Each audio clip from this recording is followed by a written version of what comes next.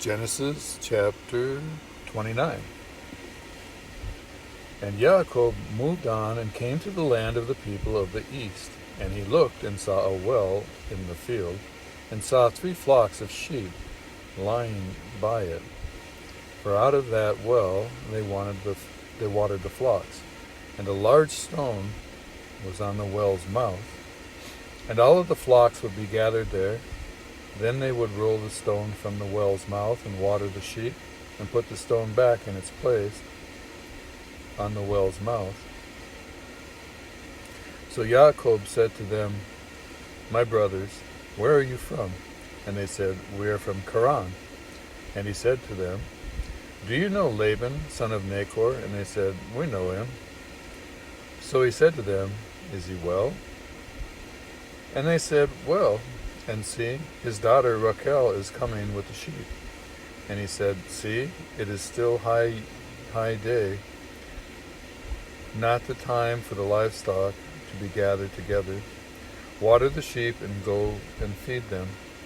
But they said, "We are not allowed until all the flocks are gathered together, and they have rolled the stone from the well's mouth. Then we shall water the sheep." While he was still speaking with them, Rachel came with her father's sheep, for she was a sheep herdess. And it came to be, when Jacob saw Rachel, the daughter of Laban, his mother's brother, and the sheep of Laban, his mother's brother, that Jacob went near and rolled the stone from the well's mouth and watered the flock of Laban, his mother's brother. And Jacob kissed Rachel, and lifted up his voice and wept. And when Jacob told Rachel that he was her father's relative, and that he was Rebekah's son, she ran and told her father. And it came to be, when Laban heard the report about Jacob, his sister's son, that he ran to meet him, and embraced him, and kissed him, and brought him to his house. Then he told Laban all these things.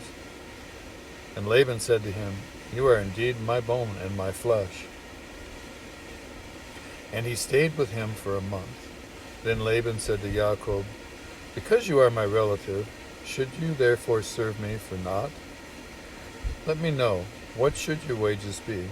And Laban had 2 daughters. The name of the elder was Leah, and the name of the younger was Rachel.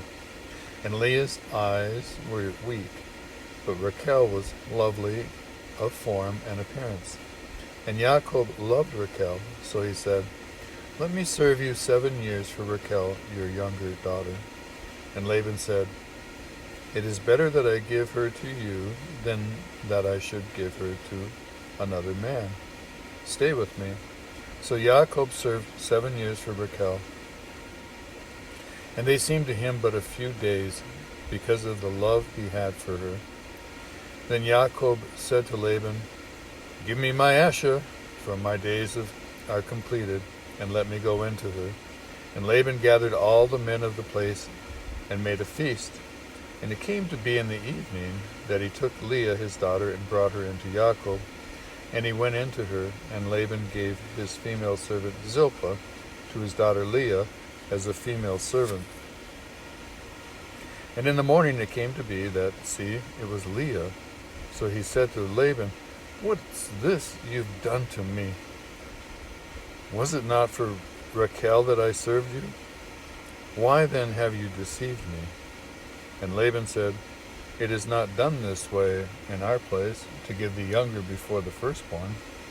Complete the week of this one, then we give you this one too, for the service which you shall serve with me still another 7 years."